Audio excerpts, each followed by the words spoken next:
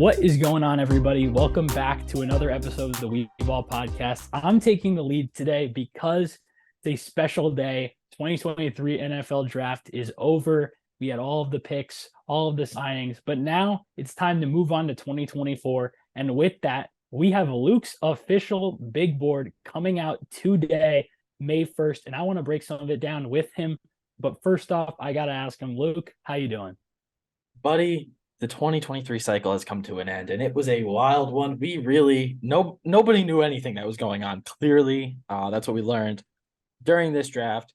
And I think this 2024 class is gonna be a little bit more clear cut, but just because there's more overall talent, I can't wait to get into it. This big board, the full thing, all 25 are going to be up on the Weeball Network website. So link will be in the description. Make sure to check it out, guys. We're really excited. But let's get into it, Ty. Yeah, like Luke said, it's going to be in the description, and also I think I'm going to put it in a pinned comment. We'll see if I remember to do so. But first off, we talked about, all draft cycle. We talked about the 2023 class quarterbacks. We talked about Bryce Young. We talked about Anthony Richardson, CJ Stroud, all of them. And we really hyped this class up. We ended up having quarterbacks that went 1, 2, and 4. But the anticipation is that this upcoming class 2024 is going to be that much better at quarterback. We already know about Caleb Williams, but we know that there's a couple other guys that you might have in mind. So who are they, and tell us about them? Yeah, so I only have 3 quarterbacks on my top 25, but I think there's like 5 guys who I think could elevate themselves to the franchise level. Like Caleb Williams, Drake May, they're already there where like people see them as franchise quarterbacks. I think there's 5 total guys we could have as like seen as franchise level guys. And then there are some wild cards, which are really fun. 2 of the wild cards, everybody talks about Bo Nix. If Bo Nix finally puts it all together, 6 years into being in college football, maybe he can, propel himself to be a first round pick. It feels like he's been there forever. He's going to be Stetson Bennett at this point. And the other one is Spencer Rattler, South Carolina now, Oklahoma fame. Big name. Everyone knows the NFL likes 5-star players. DJ Uiagalelei is another one who could be like that. But the guys I want to talk about today are Quinn Ewers, Drake May, and Caleb Williams. Michael Penix and Michael Pratt, they're right there, man. They could get into this upper echelon of guys this season. But Drake May and Caleb Williams are the top 2. It is clear and obvious. It's almost a Stroud and Stroud and Bryce Young type of race again. One is a pocket passer who's, needs to get a little bit more refined. We're looking to see him create a little bit more this year. And the other one is the Mahomesian tree of quarterback. Caleb Williams is probably the only quarterback in all of college football with a legit Patrick Mahomes comparison. Like, this guy could be Patrick Mahomes. If Bryce was a little taller, we might have been saying that, but obviously Bryce is shorter than us two. So he doesn't get that comp. But Caleb Williams, we all know he's going to be one of the guys. Like, he's going to be a face of the league, especially if he ends up in an LA type market where he already is. Maybe we see the Rams, have a pretty bad year. They have their first round pick next year for like the first time ever, it feels like. Maybe we see him stay in LA. That would be really cool. Get to see him with McVay. But then the second one who I really want to talk about is Drake May. I want to see Drake May trust his eyes and trust his brain more this year. That is one thing on tape that he clearly did not do. It was his first year starting, so I understand why he didn't do that. And that Mac Brown, that North Carolina offense, it's not easy. People act like it's easy, but it doesn't help the quarterback at all. We see that with like Josh Downs wasn't getting a lot of targets. It's because Josh Downs wasn't able to find himself space in the amount of time that offense affords you. It doesn't afford you a lot of time. They got a new OC in there, so hopefully that changes. But, Drake May, I really think he has the arm talent. He has all the physical traits. He's not a crazy good runner, but he can run, and he leans on it too much because he runs out of time in this offense. And I think he needs to trust his eyes and rip it a lot more if he wants to be, fighting Caleb Williams for that top spot. Yeah, and you mentioned those 2, obviously. Those are the 1 and the 2, but you also mentioned Quinn Ewers. What does he have to do to kind of propel himself? I see that he's on your top 25. Once again, you guys can check that out. What does Quinn Ewers have to do in order to get himself in that conversation with a Drake May, with a Caleb Williams, where we're talking about him as a top 5 pick? I think this could be the year of Quinn Ewers. We all know he was like the perfect 1.00 recruit coming out of high school, declared early, went to Ohio State. Probably a bit of a mistake, staying in high school, but he got big NIL money, so I don't blame the boy. Go get your bag, bro. And then he goes to Texas. He's in the Sarkisian offense, which everybody knows is a great offense for quarterbacks. He'll be able to show out. The offense is going to be less reliant on the run game because obviously you have Bijan Robinson. You're going to want to use that, which is something Sarkisian didn't really do at Alabama. So we're going to get to see Quinn Ewers in that Bama-style Sarkisian offense, which is going to be awesome. He has a legit wide receiver one in Xavier Worthy, excuse me, who I also very much like. We're going to talk about him a little bit later. But he is a very average, like if you have the spider chart, he's got the perfect circle in the middle there. He needs to have his brain catch up with his physical traits. If his brain can catch up to his body, he can propel himself up into that realm. It's very much like, Drake May, although this offense is going to let him play in an NFL style. Like this is obviously a very RPO heavy, very play action motion. He's going to be controlling a lot more things than Drake May is. And if he can control those things, really, really well and show out in the passing game, maybe use his feet a little bit more, not get hurt this year. If all of those things kind of come together, maybe we see him as the second quarterback off the board. I'm not saying he will be, but we know that the NFL loves highly rated high school prospects, and he is the highest rated. Like it's him and Arch Manning. Like that's who it is. So could this be the year of Quinn Ewers? Maybe. Earlier reports out of spring camp are saying that his brain has finally caught up to the arm, and that the offense is going to be more run through him than obviously the run game, which is going to be a huge point. Everybody knows that doing prospect interviews, talking on a podcast 2-3 times a week, it comes with a necessary confidence that you have to have. And one thing that really improves confidence is the new and improved Performance Package 4.0 by Manscaped. It has arrived, and oh man, is it a game changer. Inside this package, you'll find their Lawnmower 4.0 trimmer, Weed Whacker ear and nose hair trimmer, Crop Preserver ball deodorant, Crop Reviver toner, Performance boxer briefs, and a travel bag to hold all of these goodies. First off, the Lawnmower 4.0. This trimmer is the future of grooming and, dare I say, the greatest ball trimmer ever. I am blown away by the performance and craftsmanship of this trimmer.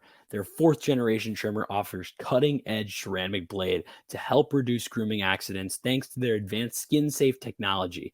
Their Lawnmower 4.0 is waterproof and also has a 4000K LED spotlight so you can get a more precise shave. Because this trimmer is waterproof, you can say goodbye to the mess on the bathroom floor. If you thought that was good but want to take your grooming even further to the next level, the Performance Package 4.0 also includes the Weed Whacker ears and nose hair trimmer. The Weed Whacker is also waterproof and provides proprietary skin-safe technology which helps reduce nicks, snags, and tugs in those delicate nose holes. The Crop Preserver below the waist deodorant and Crop Reviver below the waist toner will change the way you approach your daily hygiene routine. Manscaped even threw in 2 free gifts in this Performance Package 4.0, the boxers and the shed travel bag. Bring your comfort in boxers to another level. It's time to take care of yourself. Go to manscaped.com and get 20% off with code WEBALL. That is WEBALL, WEBALL. Make sure to use it on your next purchase with Manscaped for 20% off. Yeah, obviously Texas. I mean, you lose. And he shaved the mullet. Oh, apparently he cut the mullet and he lost a little bit of weight. He's a little bit leaner, so just saying. I mean, yeah, could be the year for Quinn Ewers, but it also could be the year for his receiver. You mentioned Xavier Worthy. We already know about Marvin Harrison Jr. What is the deal with this draft class? We talked about the 2023 class. Obviously, that's what I'm going to compare it to. We had Jackson Smith and Jigba come out this year, who we both thought was receiver one. You had guys like Quentin Johnston, Zay Flowers. But what makes the 2024 class, improved or potentially, a couple steps above what 2023 was? All right, listen, everyone is going to talk about Marvin Harrison Jr. The guy is a Ferrari. He is the prototypical size and shape of a wide receiver in the NFL. He has all the traits of a small wide receiver and all the traits of a big wide receiver. He is the perfect wide receiver. Like, that is how we are going to look at Marvin Harrison Jr.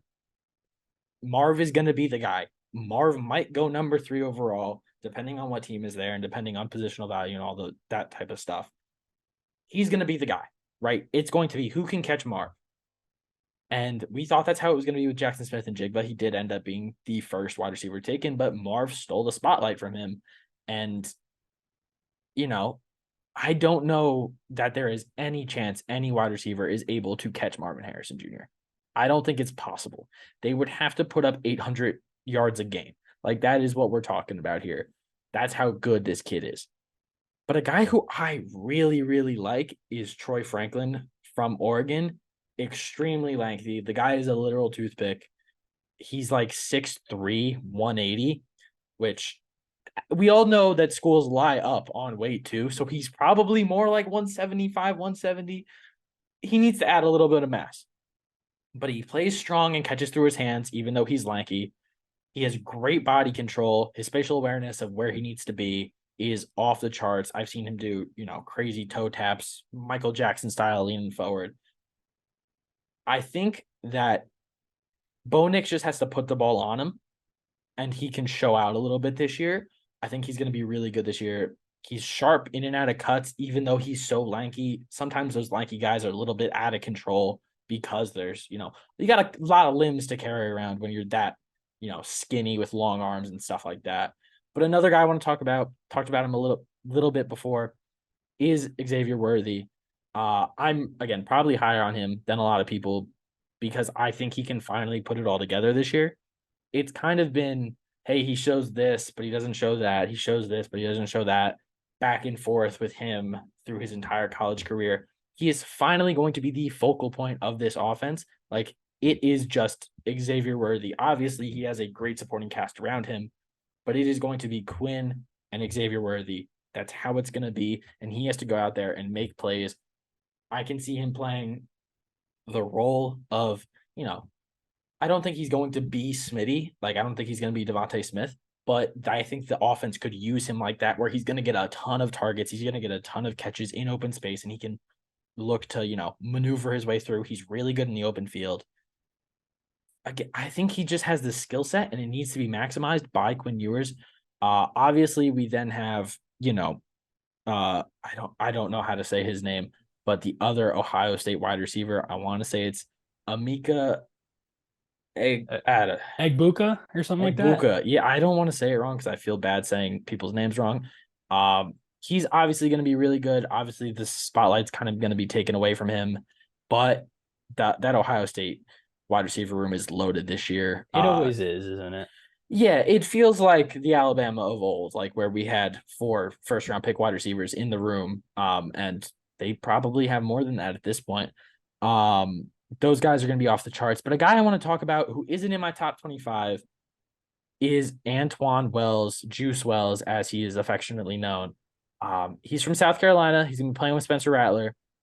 I think that this is going to be his year. He's going to be the best wide receiver in the SEC. I think that's going to be without a doubt. He's the only one I have ranked right now, actually.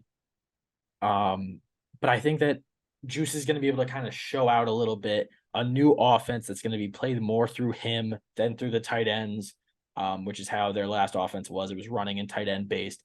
It's going to allow him and Spencer Rattler to kind of pick apart the defense. Early reports are that he killed it during spring camp. He has all of the physical ability. He's not the tallest guy. He's not the biggest guy, but he can work well in space. He's able to go up and get it. He's got great jumping ability, super strong hands. He broke like the freshman record at JMU for catches, yards, touchdowns, like every record you could break in FCS, he did. And then he went to South Carolina and was their best player, like right away, and was probably the second to third best wide receiver in the SEC last year behind Hyatt. And I mean, he outplayed Hyatt when they played on the same field.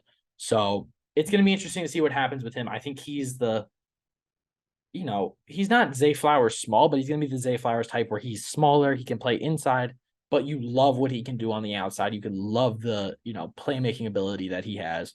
I think he is going to be a name to watch. Yeah, obviously, we don't really know who's going to jump, especially in this wide receiver class. We saw this year, we had some guys that we thought going in would be the guys, and then Surefire. we have crazy jumps from several different players.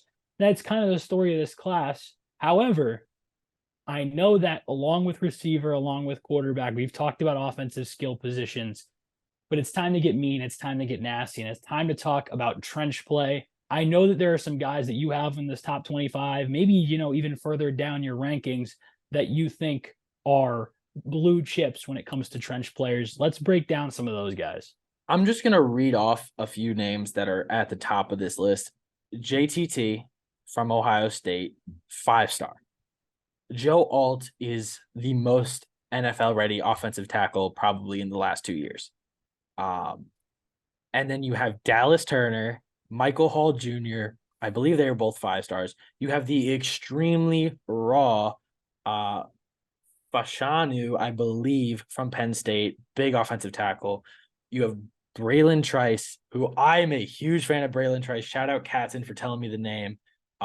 This kid's a dog. Like, he is straight up super lean, looks like an alien. Jared Verse was going to be close to a first-round pick, if not a first-round pick. Then we got Zion. If you don't know Zion, Zion was supposed to come out this year as well. Had a few setbacks, went back to school. J.C. Latham, Kingsley, I don't know how to say his last name either, but he's from BYU. He's a dog. Super raw as well. And Mason Smith. Those are just a few of the guys who are going to be talked about a lot this year.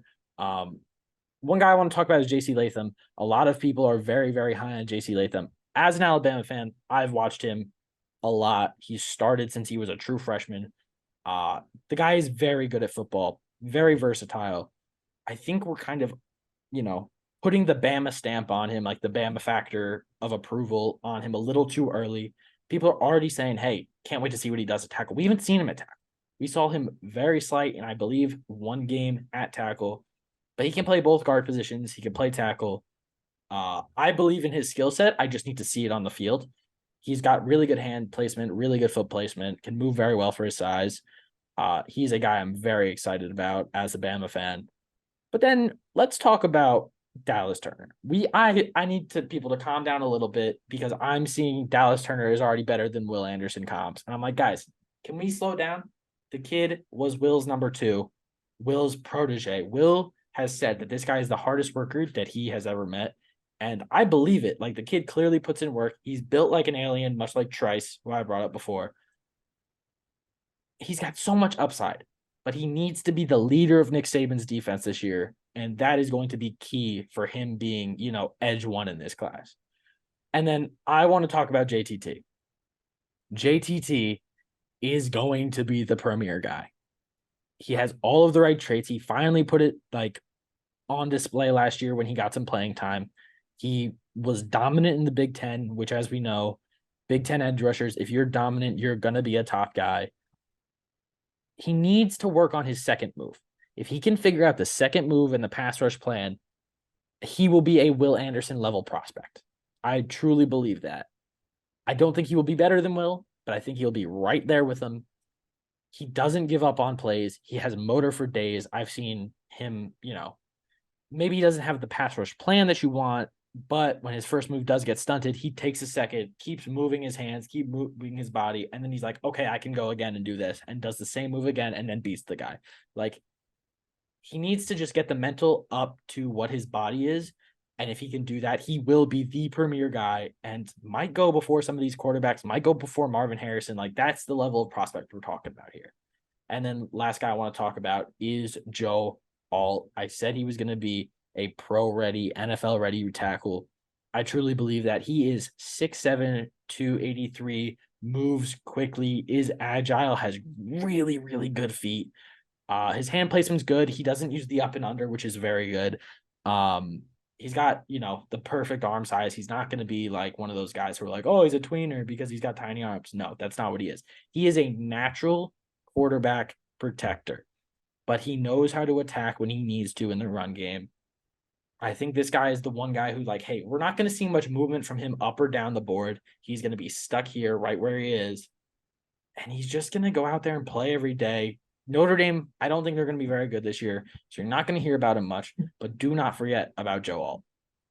I mean, we know those Notre Dame linemen. They seem to come out Oh, like my gosh, they're they were everywhere. coming out every year now. It seems like we've taken a little bit of a break, but we might be getting back into action with Joe Alt. You already broke down so many of the guys. There are so many different edges. You were talking about JTT and how you think, with a good year could be on that Will Anderson level of prospect. Obviously, that's exciting because we know how much you loved Will Anderson as a prospect, but a position that, not many people look at when they're looking at the strength of a class is safety. And I know that you love a lot of the safeties in this class and have a couple of guys that you think could be, top end safety prospects. So who are they? What are their games like? And what could we expect from some of them?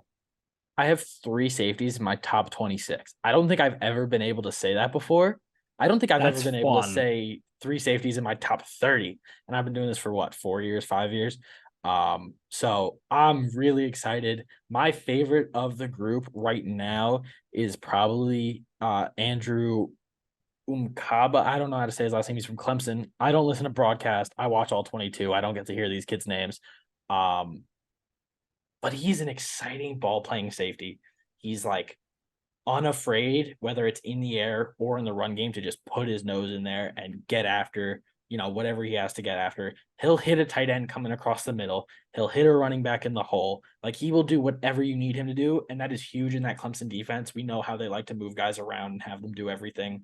It can hurt some players and it can really help some players. I think Andrew's going to be a guy who gets a lot of help from that, because you're going to be able to see that he can play everywhere.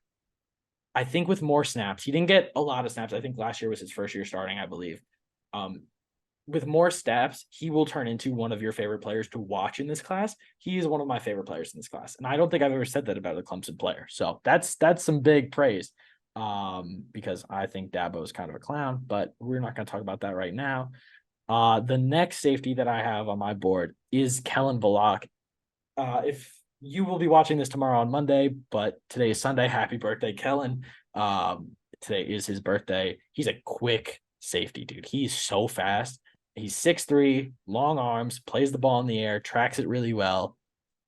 It is very hard to beat him on the ground, and it's even harder to beat him in the air. This is another guy who I just think needs more reps. He's going to be the leader of the defense this year. He's going to be a lot of fun to watch. Obviously, Lincoln Riley teams aren't known for having great defenses, but this is a great defensive prospect. Again, more reps is going to be the key for him. Being a leader on the field is going to be a key for him. He won't have to deal with, these crazy tight ends like Brock Bowers. Like, he's not going to have to deal with that type of player, unless obviously we get into, championship season here. But Kellen Balak is going to be going up against some of the better tight ends in the nation. He is in the Big 12. He is at a top school. Like, he is a top guy. He's a top prospect. I truly believe that, like, he might be better than – who was the first safety off the board this year? First safety with that. I mean, was it Brian Branch? Yeah, it was Brian Branch. Yeah. He's a different type of player than Brian Branch, but I think both of these guys could end up being better than Brian Branch by the time we're 3 weeks into the season. Like, I think that's the level of guy we're talking about, and they're going to be the stars of their defense. Brian Branch wasn't the star of his defense. Like, he was very much the number 2, 3 behind Kool-Aid and Will Anderson and things like that. These two guys are going to be the star. Obviously, Jeremiah Trotter's at Clemson, so he's a guy you have to deal with.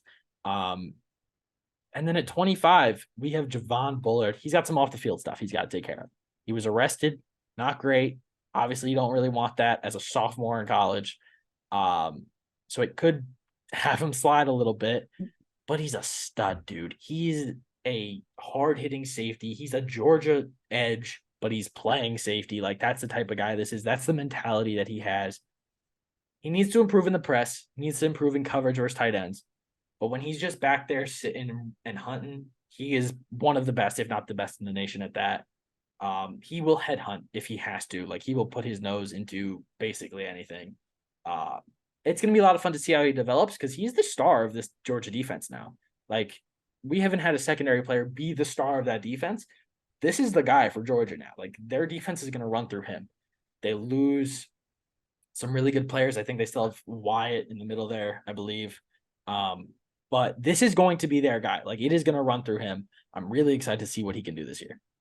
Yeah, obviously Georgia. I mean, we've talked about every guy up front. I mean, they're all in Philly now, every single one of them. All of them. But like we know about like what Georgia's defense brings, and it's usually nasty in the trenches. And when you've got a guy who can, play over the top and be a safety, and that's the guy you're looking at, it's going to be a different year for sure. We'll see if any guys, come along potentially up front that maybe we're talking about in a few months. But that's kind of where I want to take this is who are some guys that you think we're going to be talking about in a few months that we aren't right now? I won't say sleepers because that implies that, we have a consensus right now. And we definitely don't, considering this class literally just became the focus as of today, essentially. So who are some guys that, might be on your radar as somebody who could be a surprise, somebody who could shoot up draft boards, with a good performance in 2023? So my number one guy that I think is going to shoot up draft boards is Terrion Arnold from Alabama. This might be a little bit of a homer in me, but I've watched him more than most people. He is Alabama's number 2 corner, so that is something to take into account. But he has improved every single snap that he has seen on the field. Every play, he's better than the last. He's really good at playing the ball. He's extremely raw. He's fluid. He's got great hips. Has very active hands, but he doesn't grab, and I think that's a huge thing that we're seeing a lot less of as time goes on here. Like, there's still guys who are grabbing. He's not like as tall and as lanky as Julius Brents, but he uses his hands the same way that Julius Brents does. I think the focus is going to be very much on Kool-Aid in that defense. Like, the number 1 will be matched up on Kool-Aid. That's just how it's going to be. But Nick Saban doesn't move his corners around. He keeps them where they are, and these 2 guys will be locking up sides of the field. You're going to have to work the middle versus Alabama this year. I think Arnold isn't going to be a name that everyone is talking about right away. Man, he's so talented. He has all the talent in the world, and I can't wait to see what he does this year. The next guy is a guy who could have came out this year. It's Cooper Beebe from Kansas State. He plays tackle. I think he's a guard in the NFL, but he could probably play, guard in the or tackle in the NFL. He is highly efficient with his movements. This guy doesn't have a misstep. He doesn't have a false step. He doesn't have a missed hand. He puts his hand on you. It's there. It's not moving. Like, there's not much more to say about him, but he's got crazy grit. Like, this guy doesn't stop fighting until the whistle is blown. That's something I like in a guard. Like, I want him to be able to pull and fight a guy for the rest of the snap. Like, that's it. That's all I want you to do is be able to fight for me. So I think he could be one of those guys who we're talking about as a first-round guard, like that we see go off as a pure guard. And you know what? I'll throw one more in there. He just entered the portal. He just entered the portal, so it's a little, touchy feely. Hey, it's a deep sleeper here, man. You never know what program. He's not even that deep of a sleeper, to be honest with you. But he's in the portal. USTA's Zachary Franklin, wide receiver. He's just a lot of fun to watch. Like, that's really it. He's got all the athletic traits. He needs to be a little bit better with his route running, but he's got good hands, got all the athletic traits that you want from a guy like him. Let me look up what his height is real quick, just so I have. He's 6'1", 185, but he's the leader of that team. Not anymore, but he was the leader of that offense, even though he's a straight up wide receiver. So he's going to be a lot of fun to watch. That's really what it is with him. Yeah, I mean, that's going to be what's going to be so fun about this upcoming class is obviously everyone's going to just start getting into them. You obviously have done a lot of your homework. I'm going to start, getting to work. And the Weemalt podcast is going to have stuff on pretty much all of the guys throughout the year. Our goal is to get you draft content year round. The draft may have just ended, but the new season is just beginning. And over here at Weeball, the content isn't stopping. So if you guys enjoyed this episode, make sure to subscribe for more. Like, comment, subscribe, all that jazz. As Luke says, whatever you got to say it with your chest. If we're if you like this stuff and want to see more, we announced a ton of stuff today as this episode comes out. I've got an NFL podcast coming out. Luke's got a college football podcast coming later. So if you like all of this college football analysis, that channel will be in the comment section and in the description down below. Make sure to, hit the notification bell so you can see more of us. And we'll be sure to catch you guys in the next one. Have a good one. Peace. We ball.